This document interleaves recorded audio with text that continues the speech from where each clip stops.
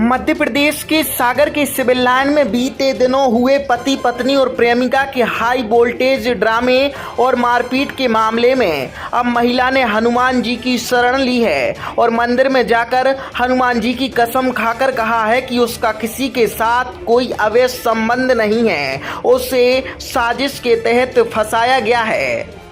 चाहे देसी हो या विदेशी, अर्थ नेचुरल के साथ बनाएं अपनी हर डिश को खास। अर्थ नेचुरल्स के लेटेस्ट और हेल्थी फूड प्रोडक्ट तो अपने खाने में लाइए ताजगी और सेहत का दम। अर्थ नेचुरल के साथ आज ही संपर्क करें। शकुन श्री फर्म, समनापुर रोड, केसली।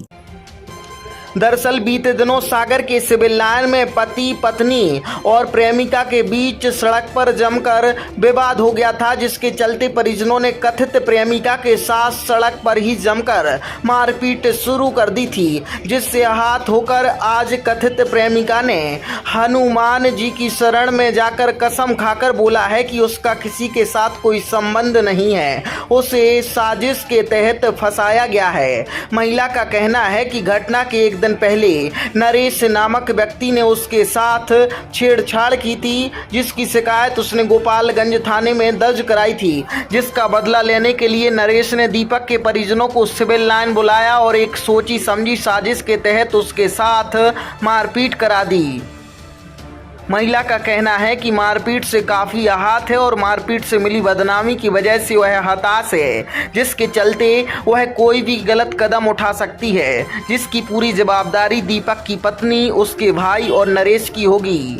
फिलहाल सागर के सिविल लाइन में हुए पति पत्नी और बो के हाई वोल्टेज ड्रामे के बाद अब इस मामले में एक नया मोड़ देखने को ज़रूर मिला है। क्या हुआ था, गुरुवार की शाम को हम अपने गोपालगंज ऑफिस से निकले, जिसके ऑटो में नरेश वाल्मीकि हमारे ऑटो का पीछा कर रहा था। वो राहतगढ़ तक पीछा आया। हमने जब उसको देखा मुड़ के, वो पीछा कर रहा था। जे जा रहे थे अपने गांव। हमने इनको फ़ोन लगाया, हमने कहा भैया कहाँ हो? तो ये कह रहे हम दीदी गाँव जा रहे हैं। हमने कहा हमारी हेल्प चाहिए। तो जे आके हमारे पास ऑटो में बैठ गए। वो आके उल्टी सीधी गाली गलौज करने लगा। क्यों करने लगा गाली गलौज? गाली गलौज लड़की, माँ, बेटी की। फिर वो कहने लगा हमें पैसे चाहिए। हमने कहा किस बात के पैसे चाहिए आपको? हैं? वो उल्टी सीधे स्टाम्प दिखा रहा, पैसे मांग रहा। तो इनने कही चलो पैसे दे दो भाई, खत्म कर दो। वो कह रहा नहीं हमें 1 लाख रुपए चाहिए।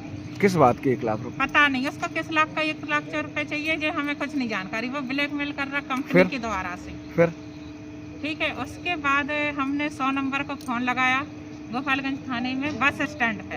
गोपालगंज वाली पुलिस आई, उनको बकायदा वहाँ से छोड़ दिया और हम अपने घर आए। जे भैया हमें घर छोड़ने आए थे। रिपोर्ट दर्ज हुई थी उस दिन आपकी? नहीं, रिपोर्ट दर्ज नहीं करी, क्योंकि वहाँ जो 100 नंबर गाड़ी चला रहे थे दीपक कुमार करके, उन्होंने उनसे बातचीत की आपसे, तो उन्हें छोड़ दिया।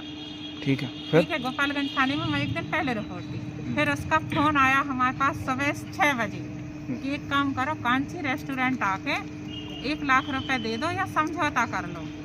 तो कह रहा, हमने कहा हम अकेले आएंगे। तो कह रहा नहीं, अकेले नहीं आना है, आपको दीपक को लेके आना है। तो हमने कहा उसको काय को लेके आएंगे जब हमारे मैटर में वो है ही नहीं है। दीपक भी था, इनकी भतीजी भी था। फिर उसके बाद हमने कहा चलो हम आ रहे हैं। हम रजाखेड़ी से हमने अपनी बहू और भतीजे को और दीपक और हम लोग कांची रेस्टोरेंट में चाय पी रहे थे।